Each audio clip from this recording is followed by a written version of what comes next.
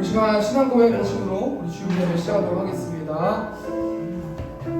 전능하사 천지를 만드신 하나님 아버지를 내가 믿사오며 그의 아들 우리 주 예수 그리스도를 믿사오니 이는 성령으로 잉태하사 동정녀 마리아에게 나시고 본디오 빌라도에게 고난을 받으사 십자가에 못 박혀 죽으시고 장사한 지 사흘 만에 죽은 자를 가운데서 살아나시며 하늘에 오르사 전능하신 하나님 우편에 앉아 계시다가 저리로서 산자와 죽은 자를 심판하러 오시리라. 성령을 믿사오며 거룩한 공의와 성도가 서로 교통하는 것과 죄를 사하여 주시는 것과 몸이 다시 사는 것과 영원히 사는 것을 믿사옵나이다. 아멘. 이 시간 찬양으로 하나님께 영광 돌리겠습니다. 우리 묵다가 만민들아 우리 가사 생각하시는 분들 하나님께 영광 돌리겠습니다.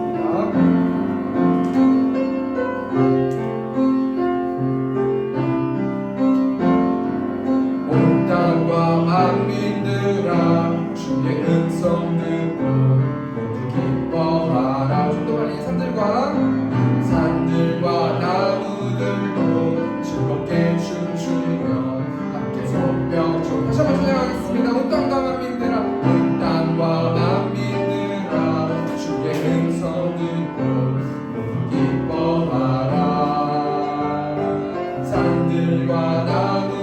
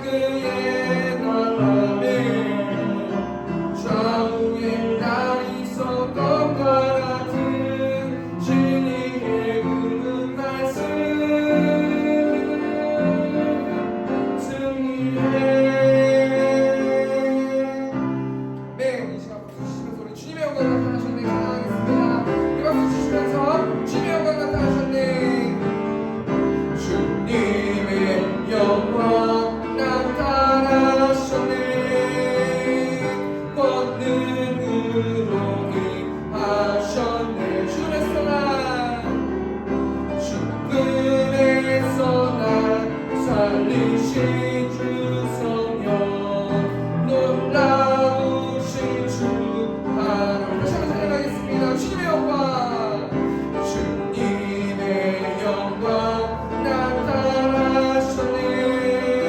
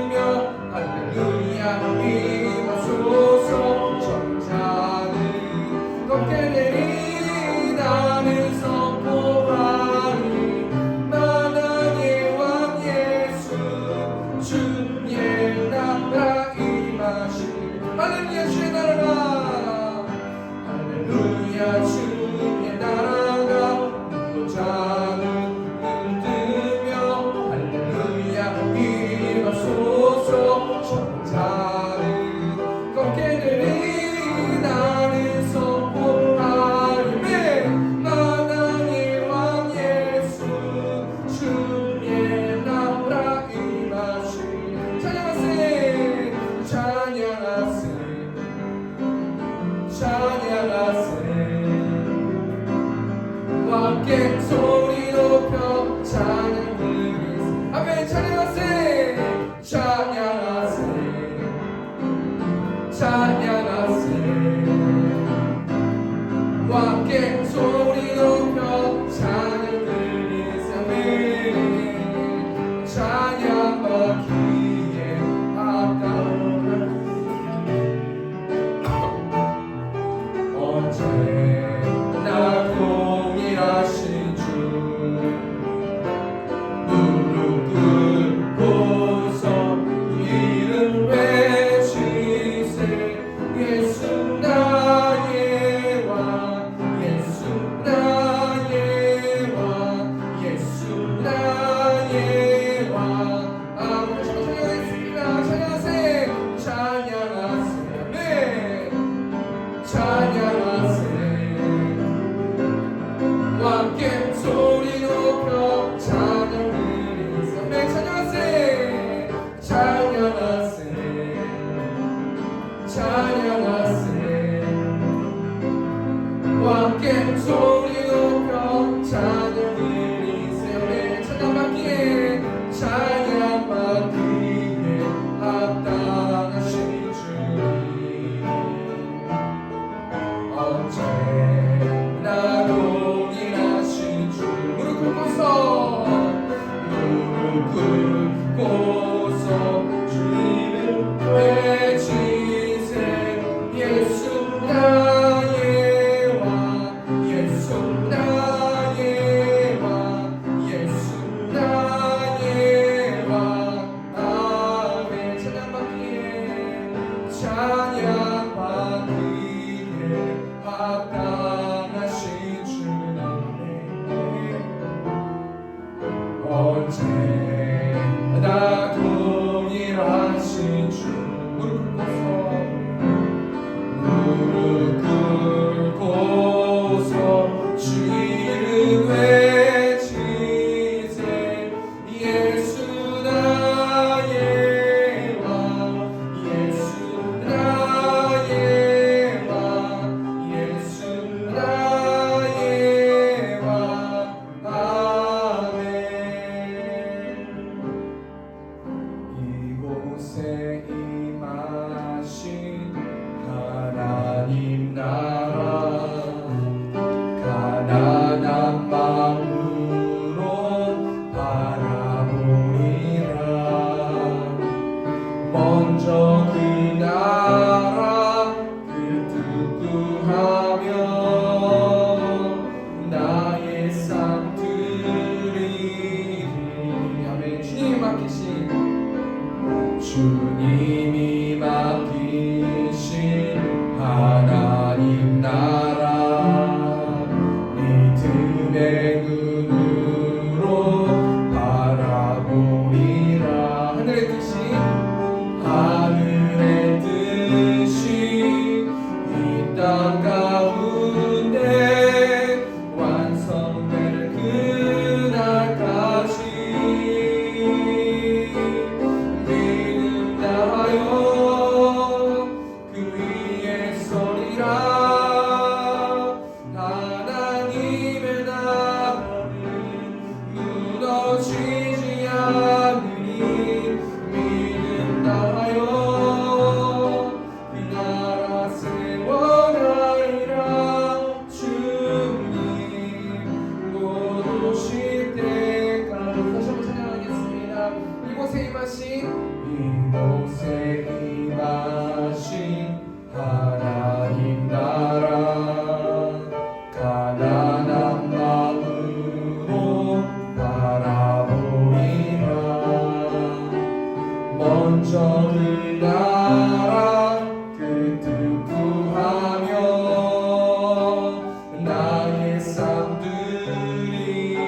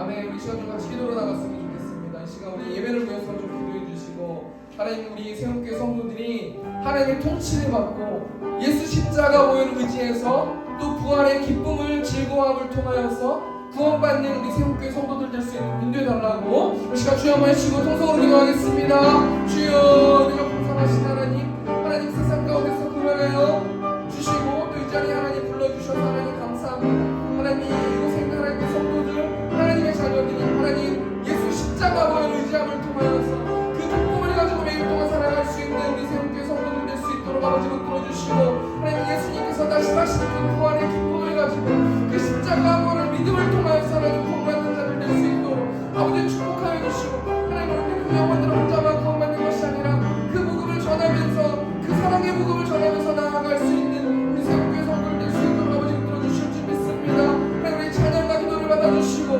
말씀하여 주시고, 말씀을 통하여서 하나님 한 주 동안 그 말씀으로 살아가는 새롭게 성도들 될 수 있도록 아버지 붙들어주시고, 이 예배를 통해서 성령 충만, 은혜 충만한 예배 될 수 있도록, 하나님의 사랑이 잘 계시되는 예배 될 수 있도록 하나님께서 축복하여 주시고 아버지께서 인도하여 주시옵소서.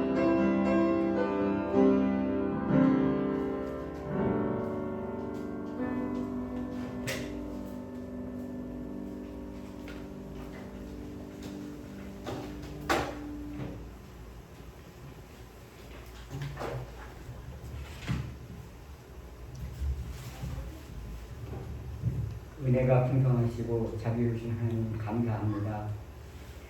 오늘 우리의 생명을 이 땅에 보존시켜 주시고 거룩한 주일을 맞이하여 아버지 앞에 나와 몸과 마음과 정성을 다하여 예배할 수 있게 도와주심을 감사드립니다. 하나님, 우리는 때때로 감사하고 고맙다고 하면서도 순간순간에 주님 앞에 영광 돌리는 삶에 감사가 멈출 수 있었음을 용서하여 주시옵소서. 우리가 모든 것을 주님을 위해 살고 주님의 영광을 위해 먹고 마실 수 있음에 감사할 수 있는 삶을 살아갈 수 있도록 도와주시옵소서. 그러나 우리의 삶 속에서 수십 번씩 육체의 연약함을 나타나게 하시고 힘들게도 하고 기쁘게도 하고 여러 가지 모든 것들을 주님 기억하시고 불쌍히 여겨주시옵소서. 우리의 마음도 오고 가는 마음 속에서 오직 하나님만 기쁘게 할 수 있도록 은혜 베풀어 주시옵소서. 오늘 귀한 말씀 선포해 주실 목사님께 성령으로 함께 할 수 있도록 은혜 베풀어 주시옵소서. 그 말씀을 들은 저희들은 성령의 충만함을 믿게 도와주시옵소서. 때로는 그 생명을 등한시하고 소중하게 여기지 못한 연약함을 불쌍히 여기고 긍휼히 여겨주시고 생명보다 귀하게 생각하면서 주님을 사모하게 도와주시옵소서. 오늘 이 나라, 이 민족이 살 길을 인도하여 주셔서 모든 질서가 무너지고 사회의 모든 것이 무너지지 않은 것이 없고 의지할 것이라고는 아무것도 없음을 이스를 통해서 고백합니다. 하나님 아버지, 어느 한 곳도 안전을 보장할 곳이 없습니다. 길을 가다가 건물의 붕괴로 사고가 넘치는 세상 속에서도 저희들을 지켜주시고 이제까지 인도해 주심에 다시 한번 감사를 드립니다. 하나님 아버지, 도와주시옵소서. 오늘날 이곳에 생명이 있음에 당연한 것이 아니고 저희들을 통해서 주님이 무엇을 하실 것인가를 생각하게 하여 주시옵소서. 항상 평화를 주시고 아버지만이 영광 받을 수 있도록 인도하여 주시옵소서. 오늘 이 예배 시간에도 그냥 앉았다 가지 않도록 하시고 말씀을 통하여 그 말씀이 나의 말씀이 되고 나의 생명이 될 수 있도록 축복하여 주시옵소서. 또한 그 말씀을 되새기며 그 말씀대로 살아갈 수 있는 온전한 삶이 될 수 있도록 도와주시옵소서. 사실 하루하루 사는 삶이 힘들고 고달프고 외롭지만 하나님께서 힘주시고 능력 주셔서 저희를 감당할 수 있는 고민만을 허락하셔서 지금의 힘듦과 어려움 속에서도 잘 버틸 수 있도록 도와주시옵소서. 항상 성령함으로 가득 채워주셔서 하나님의 마음으로 감동으로 가득하게 채워주실 것을 믿습니다. 우리 세움교회 권사님, 집사님, 성도님들 가정에 항상 주님의 사랑과 행복이 가득한 가정으로 채워주시옵소서. 끝으로 세움교회는 하나님의 뜻이 지쳐서 이곳에 세우셨다고 믿습니다. 속히 예배하고 기도할 수 있는 공간을 허락하여 주셔서 날로 구원받지 않도록 도와주시옵소서. 이 예배를 통해서 하나님 홀로 영광 받아주시옵고 이 모든 말씀을 존귀하신 예수님 이름으로 감사하며 기도드렸사옵나이다. 아멘.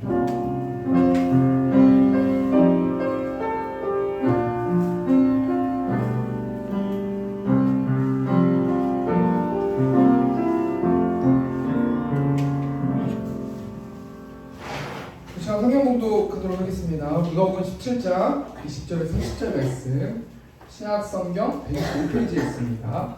제가 봉독하겠습니다.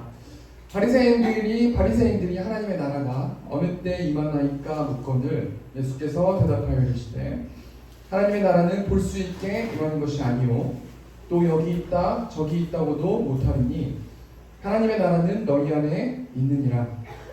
또 제자들에게 이르시되 때가 이르리니 너희가 인자의 날 하루를 보고자 하되 보지 못하리라. 사람이 너희에게 말하되 보라 저기 있다 보라 여기 있다 하리라. 그러나 너희는 가지도 말고 따르지도 말라.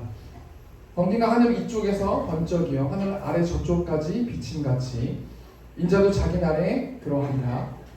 그러나 그가 먼저 고난을 받으며 이 세대에게 버림받아야 할지니라. 노아의 때에 된 것과 같이 인자의 때에도 그러하리라. 노아가 방주에 들어가던 날까지 사람들이 먹고 마시고 장가 들고 시집가더니 홍수가 나서 그들을 다 멸망시켰으며 또 롯의 때와 같으니 사람들이 먹고 마시고 사고 팔고 심고 집을 짓더니 롯이 소돔에서 나가던 날에 하늘로부터 불과 유황이 비오듯 하여 그들을 멸망시켰느니라. 인자가 나타나는 날에도 이러하리라. 아멘. 우리 시간 오전 어린이 헌금하시면서 우리 내 어머니 은총 이번 우리 찬양하도록 하겠습니다.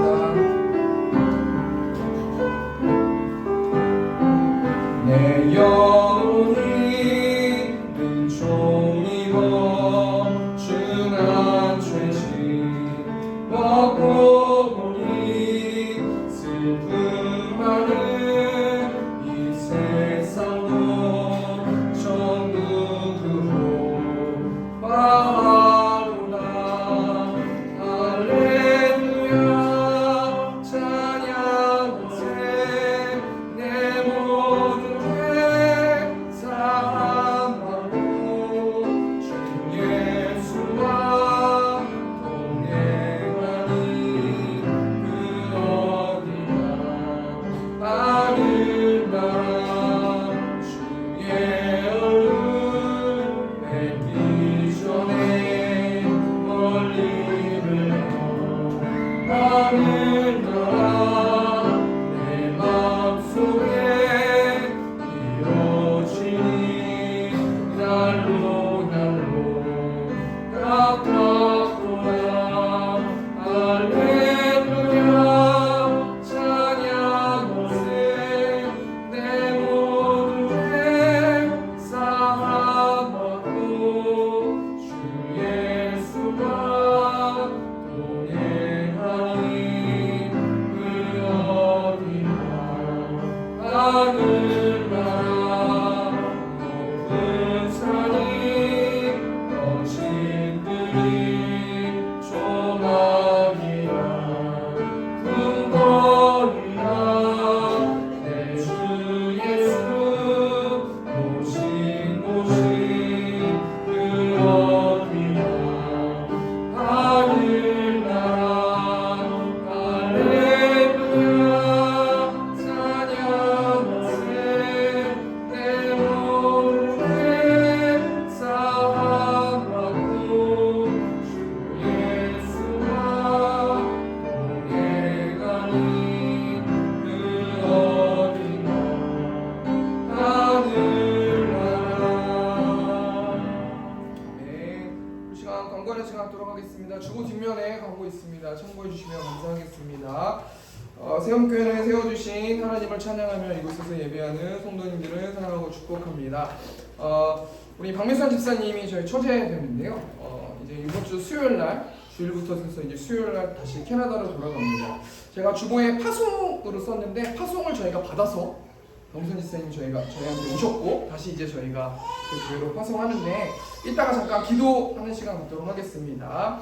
또 주보에 싫진 않았는데 오유한 우리 어린이가 이번 주에 가래 때문에 입원을 했었어요. 그래서 완치될 수 있도록 기도 부탁드리고 이따가 또 박민선 집사님과 함께 기도하도록 하겠습니다. 이번 주는 빌레몬서, 야고보서, 베드로서는 베드로전서, 베드로후서 이렇게 보시면 될 것 같고요. 유다서 말씀 성경 읽기 하고 오늘 이번 주까지 성경을 보시면 신약 성경을 일독하는 저희 세움교회 성도가 됩니다. 많이 기도해 주시고 많이 말씀 봐주시면 감사하겠습니다. 오늘은 누가복음 17장 20절에서 30절 말씀 가지고 때가 이르리니 라는 제목으로 하나님 말씀 나누도록 하겠습니다. 우리나라는 남한과 북한이 나누어져서 통치하는 분단 국가입니다. 그래서 어느 시점에는 남북한이 하나 되어서 평화로운 시기를 보낼 때도 있지만 또 어느 시점에는 남북한이 미사일을 쏘면서 긴장하는 그런 나라가 우리나라 한반도입니다.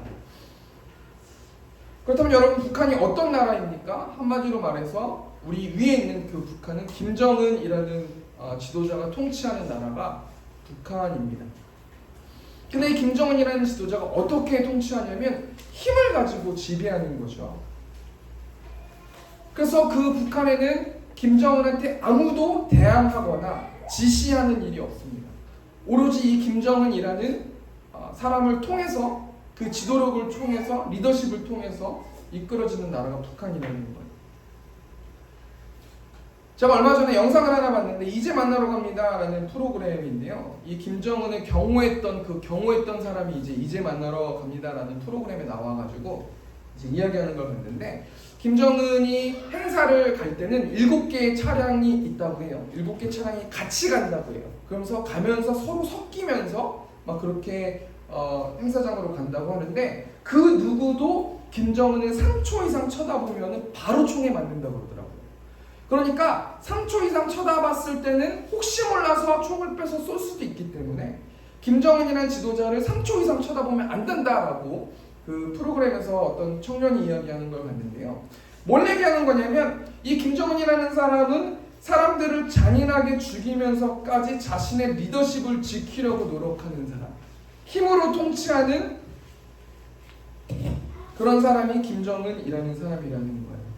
그럼 우리나라는 어떻게 됩니까? 우리나라는 누가 통치하는 거예요? 헌법을 보니까, 헌법 1조 1항에 보니까 대한민국은 민주공화국이다 라는 게 헌법 1조 1항이거든요. 여기서 이 민주라는 이 단어가 백성, 국민 이런 뜻을 가지고 있어요. 그러니까 대한민국은 민주공화국이다 라고 말하는 것은 한마디로 말하면 국민이 주인인 나라가 대한민국이고 민주주의라는 것이죠. 그래서 한 나라의 지도자를 택할 때 국민이 선거를 해가지고 그 지도자를 뽑는 거예요. 왜냐하면 국민이 주인이기 때문에 그렇다는 거예요. 근데 이것은 이론적인 이야기고요. 가만히 우리나라의 실상을 좀 생각해 보니까 정권 잡은 정치인들이 국민들을 설득해가지고 지지율을 신경 쓰면서 국민들에게 여론몰이하면서 이끄는 것이 대한민국의 정치 아닙니까? 또 자본주의 사회에서 돈 있는 사람이 힘을 가지고 주인 행세하는 나라가 대한민국, 우리나라뿐만 아니라 전 세계가 그렇게 흘러간다는 거예요. 우리 예전에 이야기 보면 유전무죄, 무전유죄라는 말이 있잖아요. 돈이 있으면은 죄가 없고 돈이 없으면 죄가 있다, 이런 뜻을 가지고 있거든요. 돈으로 얼마든지 덮을 수 있는 나라, 돈으로 얼마든지 범죄를 덮을 수 있는 나라가 대한민국이고 전 세계라는 거예요. 이런 상황 가운데 제가 왜 북한 이야기랑 남한 이야기를 하냐면요, 나라에 대해서, 하나님의 나라에 대해서 좀 이야기하기를 원하기 때문이에요. 오늘 본 말씀 보니까요, 누가복음 17장 20절 말씀 보니까 바리새인들이 하나님의 나라가 어느 때에 임하나이까 묻거늘 예수께서 대답하여 이르시되 하나님의 나라는 볼 수 있게 임하는 것이 아니요 라고 말씀에 나와 있는데요, 20절 말씀 보니까 바리새인이 예수님을 만났어요. 그리고 예수님을 만나서 예수님께 질문하는 내용이 뭐예요? 하나님의 나라가 어느 때에 임합니까? 라는 질문이에요. 이 20절 말씀 보니까 임하나이까 라는 이 단어가 에르코마이라는 단어인데 온다라는 뜻이에요. 그러니까 하나님의 나라가 언제 옵니까? 그러니까 어떤 뉘앙스를 가지고 있냐면, 이 바리새인은 예수님께서 하나님의 나라가 온다라고 이야기하는 것들을 들었겠죠. 또 세례 요한이 하나님의 나라가 온다고 이야기했단 말이에요. 그리고 구약 성경에 봤을 때 메시아가 와서 하나님의 나라가 세워질 것이다 라는 수많은 예언들이 있었단 말이에요. 그런데 아무리 기다려도 하나님의 나라가 오지 않는 거예요. 그러니까 이 바리새인이 도대체 하나님의 나라는 언제 옵니까? 라고 말하면서 예수님께 비아냥다는 내용이 예수님께 질문하는 오늘 20절 말씀의 내용이라는 거예요. 지금 바리새인이 살고 있는 나라는, 현재 살고 있는 나라는 어떤 나라예요? 로마의 통치를 받으면서 로마 왕에 의해서 통치되는 나라인 거예요. 바리새인이 예수님께서 하나님의 나라가 오신다고 말씀하고 있으니 그렇다면 하나님이 자신이 살고 있는 나라를 빨리 통치하셔가지고 자신을 힘들게 하는 로마로부터 독립할 수 있도록 로마 정권을 부셔버리고 하나님의 정의와 공의가 세워질 수 있도록 하나님의 나라를 빨리 올 수 있도록 인도해 주세요라고 질문하는 거잖아요. 우리한테 적용해 볼까요? 하나님, 도대체 하나님의 나라가 언제 옵니까? 천국이 언제 임합니까? 이 땅 가운데 천국이 올 수 있습니까? 라고 우리도 질문할 수 있잖아요. 내가 이렇게 힘들고 지치고 낙심되고 아프고 지치고 내가 이렇게 힘든데 도대체 언제쯤 하나님의 나라가 찾아와가지고 나를 언제쯤 도와주실 겁니까? 이렇게 말할 수 있다라는 것이죠. 이 대답을 듣고 예수님께서 바리새인에게 뭐라고 대답하시는 거예요? 두 가지로 대답하는데 20절 말씀 보니까 하나님의 나라는 볼 수 있게 임하는 것이 아니다.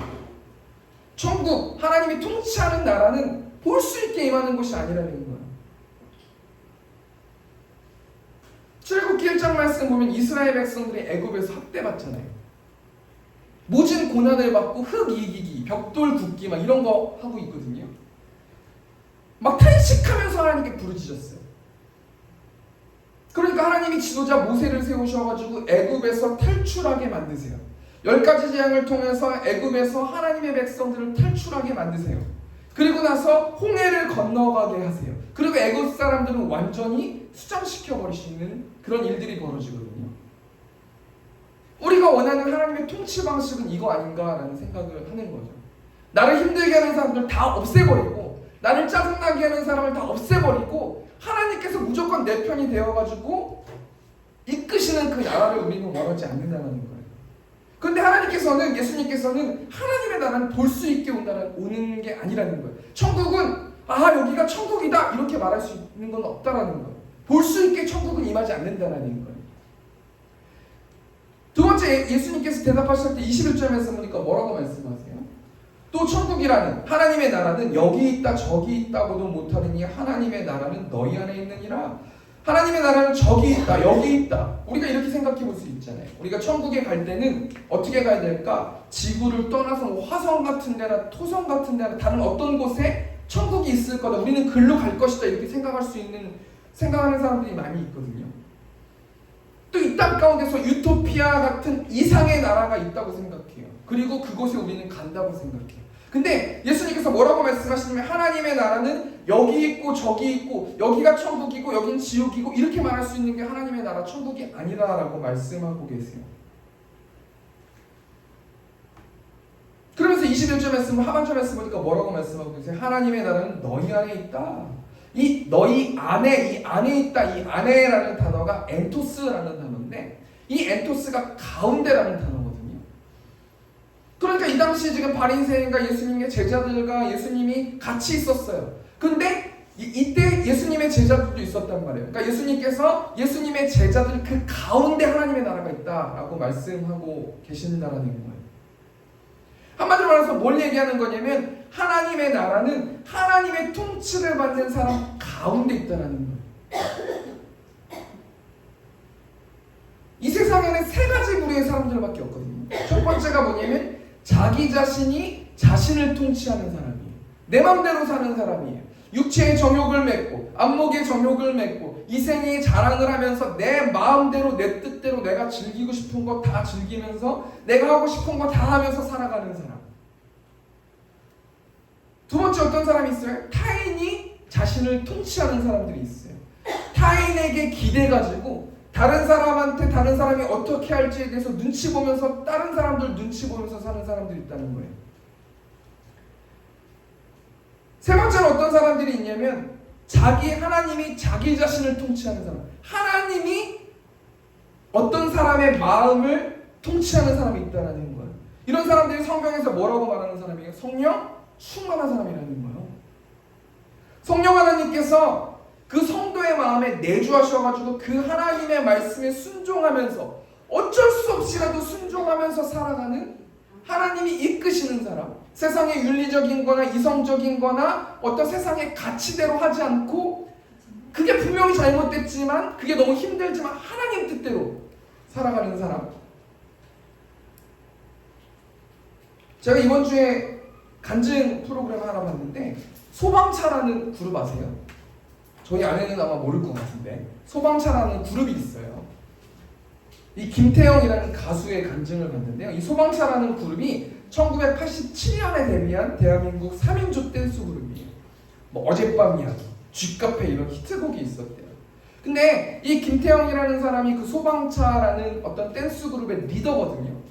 그런데 이 김태형이라는 사람이 이 소방차의 그룹을 통해서 굉장한 인기를 누렸어요. 돈도 많이 벌었어요. 또 NRG라는 그룹을 중국에 데뷔시킨 그 굉장한 사람이에요. 그런데 이 김태형이라는 사람이 승승장구하는 거예요. 그러니까 중국에 갔어요. 그런데 사업을 시작하게 됐는데 어떤 지인을 통해 가지고 나이트클럽을 시작하게 된 거예요. 여차여차해가지고 그 중국의 조직폭력배하고 엮여가지고 협박을 받아가지고 김태형이 한국에 있는 자신의 집 2채를 팔아가지고 그 일들을 마무리 짓게 되면서 한국으로 도망갔었던 적이 있었다고 그러더라고요. 근데 이게 중요한 게 아니라 그 자신을 고문하고 자신을 너무 힘들게 했던 그 중국의 조직폭력배를 한국에 오는 비행기에서 어느 날 만난 거예요. 그러니까 이 김태형이 너무 기뻤다고 그러더라고요. 왜냐면 한국에 오고 자신의 지인들을 통해 가지고 이 사람을 못살게 굴고 고문하고 힘들게 만들어 가지고 골탕 먹여야 되겠다. 내 돈을 토해내라고 해야 되겠다. 내가 지금 샀던 것들을 당장 내놓으라고 만들어야 되겠다. 기뻤다고 그러더라고요. 그런데 이 김태형이 여차여차해서 하나님을 만났어요. 그리고 성령 하나님이 이 김태형이라는 가수 안에 살고 계신 거예요. 근데 그 하나님께서 뭐라고 말씀하시냐면 하나님이 복수하지 말라고, 그를 용서해 주라고 그랬대요. 그래서 울면서 간증하는 얘기를 들었거든요. 자신의 인생을 망가뜨린 그 폭력배를 용서해 주라고 하나님께서 말씀해 주셔가지고 용서해 주셨대요. 용서해 줬대요. 그러면서 울면서 나는 정말 하나님의 다스림을 받는 하나님의 사람이다. 나 이제 하나님의 성도가 됐다라고 간증하는 걸 보았거든요. 제가 뭘 얘기하고 싶냐면 성도, 예수님의 십자가를 통해서 믿고 부활을 믿는 성도는 다른 사람 말 안 듣는다는 거예요. 하나님 말 듣는다는 거예요. 물론 성화되는 과정 속에서 매번 하나님의 말씀에 순종할 수는 없지만 반드시 성도는 하나님의 통치를 받는 사람이 성도인 줄 믿습니다.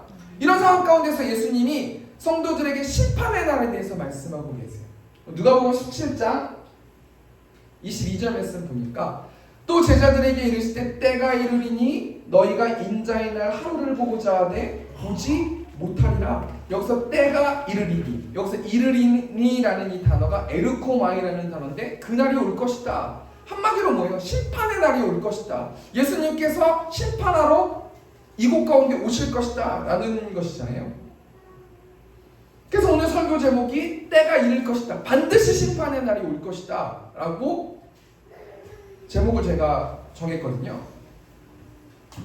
마가복음 16장 27절 말씀 보니까 인자가 아버지의 영광으로 그 천사들과 함께 오리니 그때 각 사람이 행한 대로 갚으리라. 예수님께서 하나님과 천사들과 함께 심판하러 오신대요. 그리고 어떻게 심판하냐면 각 사람이 자신이 죄 지은 대로 심판한대요. 제가 40대 중반인데 뭐 여기 어른분들도 계시고 그렇지만 반드시 때가 있어요. 제가 20대 때 30대 때 제가 제 몸에 학대했었던 것들이 반드시 나오잖아요. 나이 먹으면 그 약해지게 되잖아요. 그런 것처럼 하나님께서 각자 자기가 살았던, 각자 자기가 몸한테도 그렇지만 각자 자기가 죄 지으면서 살았던 그 죄값을 물게 예수님께서 하나님과 함께 오신다는 거예요. 그래서 예수님이 심판을 준비하는데 예수님이 심판이 어떻게 오는가, 어떻게 오시기 때문에 어떻게 오는가에 따라서 우리는 무엇을 준비해야 되는가, 예수님의 심판이 어떻게 오는가 우리 세 가지로만 생각해보고 적용하고 맞췄으면 좋겠는데요. 첫 번째, 간단해요. 첫 번째, 예수님의 심판이 어떻게 오냐면 갑자기 온다는 거예요.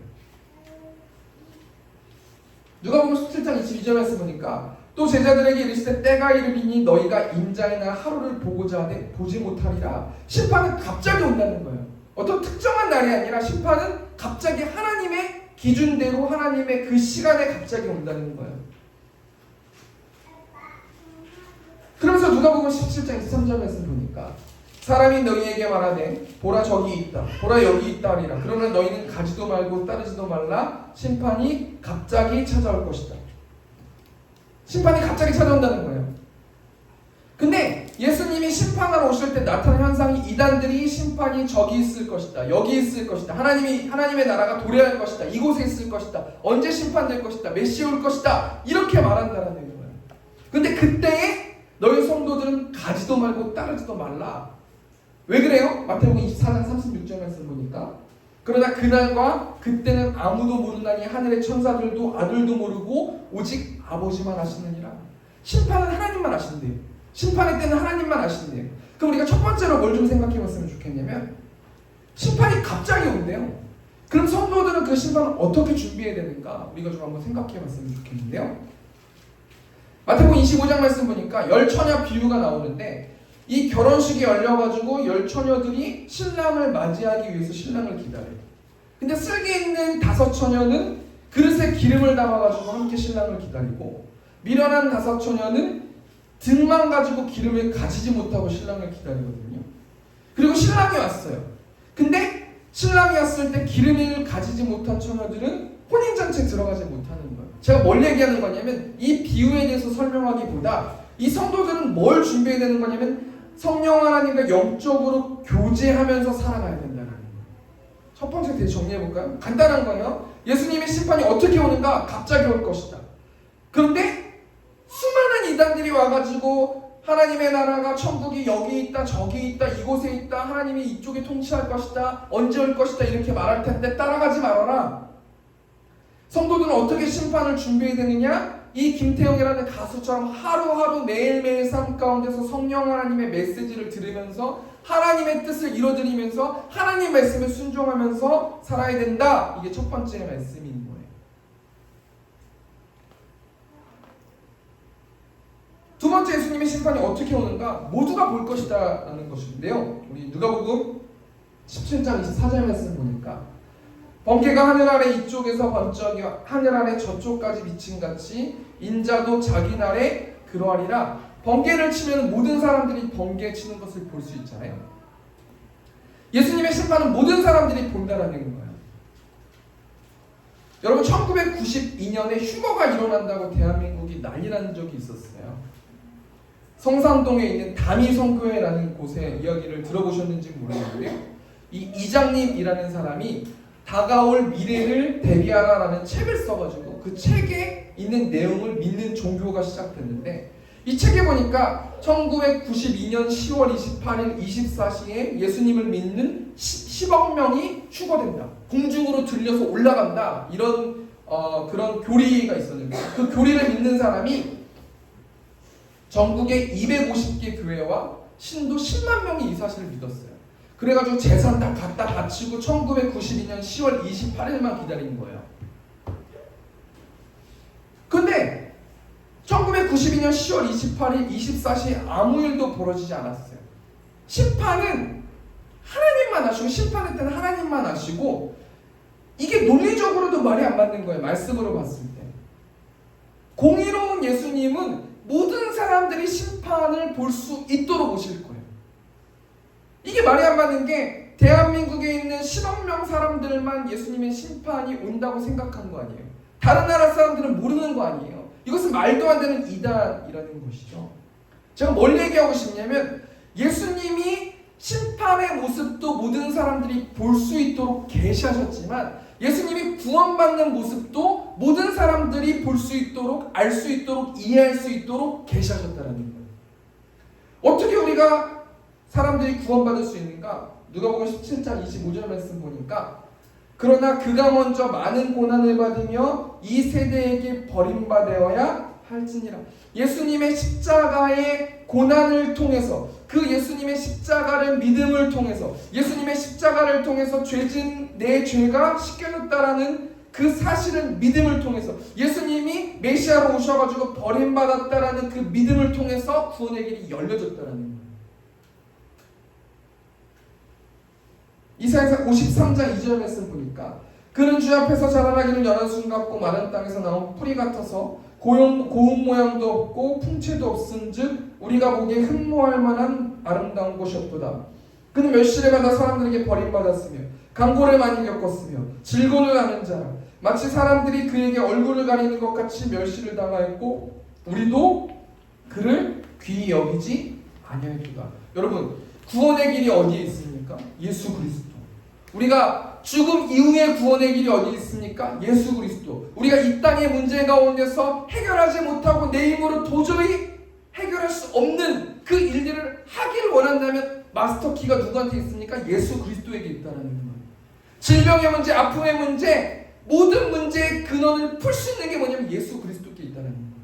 우리는 예수 그리스도를 알고 있고 믿고 있지만 그것을 인정하지 않는 거예요. 매 삶 가운데서. 그렇다면 성도들이 어떻게 심판을 어떻게 준비해야 되는가? 예수님을 바라보아야 된다는 거죠. 우리 히브리서 기자가 뭐라고 말하고 있어요? 히브리서 12장 2절 말씀 보니까 믿음의 주요 또 온전하게 하신 예수를 바라보자. 그는 그 앞에 있는 기쁨을 위하여 십자가를 참아사 부끄러움을 개의치 아니하시더니 하나님 보좌 우편에 앉으셨느니라. 3절 보니까 너희가 피곤하여 낙심하지 않기 위하여 죄인들이 이같이 자기에게 거역한 일을 참으신 일을 생각하라. 제가 어제 말씀을 준비하면서 저희 성도들을 위해서 기도도 하고 저희 경건 생활을 위해서 기도도 하고 새벽에 기도를 하면서 계속 하나님과 소통하는데요. 예수 그리스도를 믿죠. 그리고 예수 그리스도를 통해서 우리가 마스터키를 가지고 하나님께 예수 안의 거함을 통해서 우리가 자유함을 누릴 수 있는 그 사실도 알거든요. 근데 우리가 왜 힘들고 왜 지치고 왜 낙심되냐면 그 우리의 삶의 모든 문제를 우리의 주인 되신 예수님께 올려드리지 않기 때문이라는 거예요. 알고만 있지 정작 어떤 일이 벌어졌을 때 내 뜻과 내 마음대로 한다라는 거예요. 힘들다 하는 지친다 낙심된다 외롭다 하고만 있지 정작 예수님께 내 모든 고민을 있는 모습 그대로 말하지 않는다는 거예요. 히브리서 기자가 뭐라고 말하고 있어요? 이같이 자기에게 거역한 일을 참으신 일을 생각하라. 예수를 바라보아라. 우리가 심판할 때 어떻게 우리가 사단의 영적 공격에서 우리가 승리할 수 있어요? 예수 그리스도를 바라봄을 통해서 우리가 승리할 수 있다는 거예요. 우리의 모든 고민들을 예수님께 아뢰음을 통해서 우리가 승리할 수 있다는 거예요. 두 번째 정리하니까 예수님의 심판이 어떻게 옵니까? 모든 사람들이 볼 수 있도록 심판이 온다는 거예요. 예수님께서 심판을 오실 때 모든 사람들이 볼 수 있도록 심판의 길을 계시하셨던 것처럼 예수님은 구원의 길도 모든 사람들이 볼 수 있도록 계시하셨다는 거예요. 말씀을 전하는 목사들과 수많은 성도들과 자연을 통해서 자연 계시를 통해서 일반 계시를 통해서 매 순간순간마다 매일매일 예수님을 믿지 않는 사람들이 마음을 두드리고 있다는 거예요. 십자가를 통해서 부활을 통해서 구원받을 수 있다. 그 산 길을 예수님이 내셨다라고 구원받을 수 있는 길을 제시하시지만 그것을 받아들이지 않는 사람들이 많이 있다는 거예요. 두 번째 어떻게 예수님을 바라봐야 돼요? 예수님을 십자가를 깊이 생각하고 묵상하면서 바라봐야 된다는 거예요. 마지막 세 번째 예수님의 심판이 어떻게 오는가? 평상시에 온다는 건데요.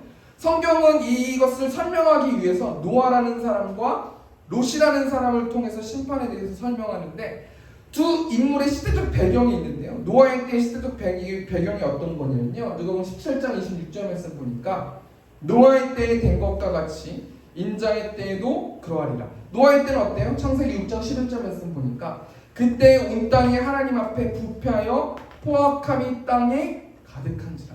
여기서 하나님 앞에라는 이 단어가 파님이라는 단어인데 얼굴이라는 단어거든요. 하나님의 얼굴 앞에서 수많은 사람들이 죄를 짓고 있다라는 것을 말해주고 있고요. 부패하다라는 단어는 고집이 세고 다투기를 좋아한다. 포악함이라는 단어는 폭력이다. 고집이 세고 다투기를 좋아해서 힘이 있는 사람들이 폭력으로 많은 사람들을 짓밟고 자신의 마음대로 이용하고 그 모습이 가득했다라는 거예요. 하나님의 얼굴로 그 모든 것들을 다 지켜보고 있었다라는 거예요. 노아의 때의 사람들이 어땠어요? 자신의 고집으로 서로 다투면서 자신의 죄를 컨트롤하지 못하면서 자신의 사람들을 이용하면서 사람들을 죽이면서 그렇게 살았던 때가 노아의 때라는 거예요. 롯의 때는 어때요? 28절 말씀 보니까 롯의 때와 같으리니 라고 나오는데 롯은 아브람과 함께 고향을 떠나서 가나안 땅으로 향하잖아요. 롯의 문제가 뭐냐면 하나님의 말씀을 듣지 않는 거예요. 롯은 아브라함 말씀만 듣는 거예요. 그래서 아브라함 목자와 롯의 목자가 싸울 때에 롯은 자기 눈에 보기 좋은 소돔 땅만 택했어요.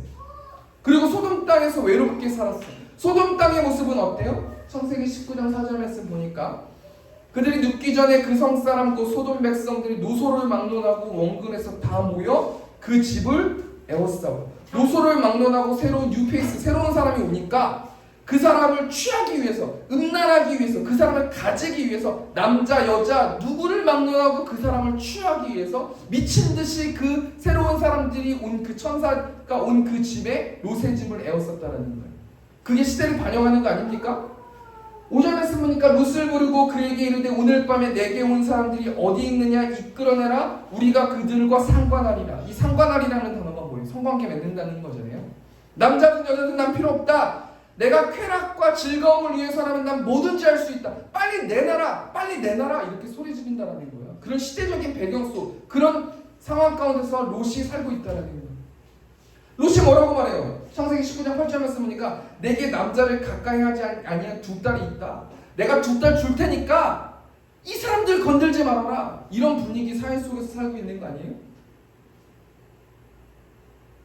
소돔은 음란의 도시였어요. 자신의 쾌락을 추구하기 위해서 자신의 그 죄를 컨트롤하지 못해가지고 살고 있었던 도시가 소돔 땅 롯의 도시였다는 거예요. 이런 상황 가운데서 예수님은 노아와 롯의 시대의 심판의 모습을 보여주는데, 이렇게 타락한 도시 속에서 사람들이 어떻게 살아가고 있었어요? 노아의 때의 사람들은 누가복음 17장 27절 말씀 보니까 노아가 방주에 들어가던 날까지 사람들이 먹고 마시고 장가들고 시집가더니 홍수가 나서 그들을 다 멸망시켰으며, 롯의 사람들, 누가복음 17장 28절 말씀이니까 롯의 때와 같은 이 사람들이 먹고 마시고 사고 팔고 심고 집을 짓더니 공통점이 뭐예요? 사람들이 먹고 마셨다는 거예요. 먹고 마신 게 잘못된 거예요? 잘못된 게 아니에요. 사람들이 하나님 나라의 통치를 받는 사람들은 먹고 마시면서 사는 존재들이 아니에요. 그것만 생각하면서 사는 존재들이 아니에요. 하나님이 죄가 간영한 그 상태에서, 쾌락의 죄, 여러 가지 어떤 폭력의 죄가 간영하는 그 상태에서 사람들이 먹고 마시고 일상 속에서 심판을 작정하시고 그때 찾아오셨다라는 거예요. 그리고 그 도시를 멸망시켰다라는 거예요. 성도들 심판을 어떻게 준비해야 돼요? 사도 바울이 뭐라고 말하고 있어요? 로마서 12장 2절 말씀 보니까 너희는 이 세대를 본받지 말고 오직 마음을 새롭게 함으로 변화를 받아 하나님이 선하시고 기뻐하시고 온전하신 뜻이 무엇인지 분별하라. 세 번째, 분별하면서 살라는 거 아닙니까? 세 번째 정리하니까요, 평상시에 심판이 찾아온대요. 노아와 롯의 시대적 배경은 자신의 고집으로 폭력을 일삼았어요. 쾌락을 추구하기 위해서 음란의 죄를 지면서 살아가는 그 시대적 배경 속에서 사람들이 어떻게 살아가냐면 자기가 먹고 마시는 것만 생각하면서 살았다라는 거예요. 그래서 심판을 받았다라는 거예요. 말씀을 정리했으면 좋겠습니다. 건방 부탁드리겠습니다. 예수님은 바리새인의 질문 속에서 하나님의 나라에 대해서 설명해요. 하나님의 나라는 어디에 있습니까? 이 땅에서 볼 수 있게 임하는 것이 아니에요. 여기 있다 저기 있다 말할 수 있는 게 아니에요. 하나님 나라는 성도들 마음 안에 있어요. 이 하나님의 나라는 결론적으로 뭘 얘기하는 거예요? 하나님의 통치를 말하는 거예요. 하나님 말씀을 순종하면서 살아가는 것이 그 나라, 그 성도 마음 안에 하나님의 나라가 임했다는 거예요. 예수님이 심판이 어떻게 온다고 말해요? 갑자기 올 것이다. 모두가 볼 것이다. 평상시에 올 것이다. 그 심판을 준비하라 라고 말씀하고 계시잖아요. 어떻게 준비하라고 말해요? 성령 하나님과 교제하면서 살아라. 십자가를 묵상하고 십자가를 바라보고 십자가를 생각하면서 살아라. 시대를 분별하면서 살아라. 안쓰럽게 안타깝게 예수님께서 하나님께서 말씀하고 있다는 거예요. 우리가 한 주 동안 어떻게 살아야 돼요? 오늘 이 세상에 근심된 일이 많고, 이 찬양인데요, 이 세상에 근심된 일이 많고 참 평안을 몰랐구나. 내 주 예수 나로라 부르시니 곧 평안이 시리로다. 예수님 안에 거하고 예수님 안에 거할 때 평안이 있다는 거죠. 내 모든 죄와 내 모든 힘듦과 내 모든 슬픔과 아픔과 낙심과 피곤과 상처와 여러 가지 것들이 내 입술을 통해서 예수님께 아랬을 때 평안함을 느낀다는 거예요. 나 혼자 끙끙대지 말고 내 모든 있는 모습 그대로를 예수님께 아랬을 때 하나님이 주신 평안이 찾아온 줄 믿습니다. 아멘. 아멘. 그럼 이 시간 이 찬양하면서 우리 말씀 마쳤으면 좋겠습니다. 이 세상에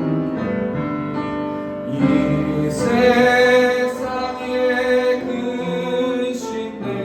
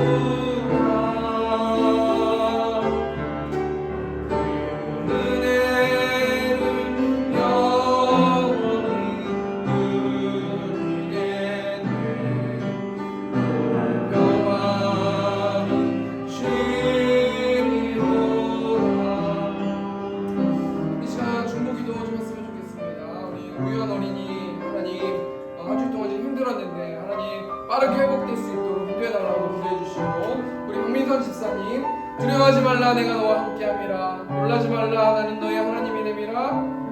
내가 너를 굳세게 하리라. 참으로 내가 너를 도와주리라. 나의 의로운 오른손으로 너를 붙들리라. 아멘. 이 시간 우리 박미선 집사님 위해서, 두 영혼들을 위해서 우리 지금 주 한번 외치고 통성으로 기도하겠습니다. 주여, 네가 풍성하신 하나님, 두려워하지 말라고 하나님 말씀하시고 놀라지 말라고 하나님 말씀하시고 난 너의 하나님이 될 것이다 라고 말씀하신 하나님, 우리 박미선 집사님의 건강 지켜주시고 자로명으로 난 치우치지 않을 수 있도록 말씀 묵상할 수 있도록 아버지 붙들어주시고, 아니 그 가정 가운데 대열매를 맺을 수 있도록 아버지 붙들어주시고 외롭지 않게 하시고 하나님의 사랑으로 품어주셔서 그 영혼이 온전히 하나님을 기뻐하고 예배하는 그 가운데서 복음을 전하는 우리 박미선 집사님 될 수 있도록 아버지 축복하여 주시고 아버지 도와여 주시고 또 우리 오유한 어린이 하나님의 오른손으로 치료하여 주실 줄 믿습니다. 그래서 하는 가해가 없어질 수 있도록 아버지 붙들어주시고 그럼을 통해서 아버지 그 가정이 기뻐하는 가정 될 수 있도록 아버지 축복하여 주시고 아버지 함께하여 주시옵소서. 우리 시간 또 하나만 누르게 됐으면 좋겠습니다. 하나님 십자가를 바라보라고 말씀하셨습니다. 낙심되고 지치고 외롭지만 또 하나님 십자가를 통해서 구원의 길을 연다고 하나님 말씀하셨습니다. 모두가 날 수 있도록 하나님 구원의 길을 여셨다고 하나님 말씀하셨습니다. 우리 세운교회 성도들이 십자가 바라 십자가 의지에서 구원받는 성도들 될 수 있도록 인도해달라고 우리 공적 기도로도 나아갔으면 좋겠는데 하나님, 이 교회가 하나님이 주인된 교회임을 믿습니다. 말씀으로 살아내는 교회 될 수 있도록 아버지 붙들어주시고 예배당 가운데 함께 하시고 이 성도가 서로 사랑하고 그 사랑을 나눌 수 있고 복음을 전할 수 있는 교회 될 수 있도록 인도해달라고 시간 주 한번 주동성으로 기도하겠습니다. 주여, 우리가 풍성하신 하나님, 십자가의 보혈을 마음으로 받아들이길 원합니다. 부활의 기쁨을 받아들이길 원합니다. 그래서 하나님, 이곳에 있는 많은 영혼들이 하나님 구원받는 자들 될 수 있도록 아버지 붙들어주시고 하나님, 이 교회가 하나님의 주인된 교회임을 믿습니다. 말씀으로 살아내는 교회임을 믿습니다. 하나님만 예배하는 교회임을 믿습니다. 하나님, 우리 가운데 서로 사랑할 수 있도록 아버지 붙들어주시고 그 사랑을 나눌 수 있는 새롭게 성도들 될 수 있도록 아버지 붙들어주시고 복음을 전파하는 교회 되길 원합니다. 온전히 예배당 가운데서 함께하여 주시고 하나님이 세워주시고 그 예배당 채울 수 있는 우리 새롭게 성도들 될 수 있도록 아버지 붙들어주시고 한 주 동안 눈동자같이 모아여 주시고 회개함을 통하여서 하나님을 만날 수 있는 한 영혼 한 영혼들 될 수 있도록 함께하여 주시옵소서. 사랑과 은혜가 풍성하신 하나님, 이 시간 하나님을 예배할 수 있도록 우리를 부르신 하나님을 찬양합니다. 예수님 바라보라고 하나님 말씀하셨습니다. 우리 예수 십자가 보고 구원받는 우리 새롭게 성도들 될 수 있도록 하나님께서 함께 하시고 헌금 가운데 축복하여 주시고 30배, 60배, 100배로 채워주시고 그럼을 통해서 나의 주인이, 나의 재정의 주인이 하나님이심을 고백하는 우리 새롭게 성도들 될 수 있도록 하나님께서 함께하여 주시옵소서. 이제는 우리 주 예수 그리스도의 은혜와 하나님 아버지의 극진하신 사랑하심과 성령 하나님의 내주교통 역사하심이 하나님만 예배하길 원하는 이곳에 있는 회중들의 머리 위에 이제부터 영원토록 함께 있을지어다. 아멘. 아멘.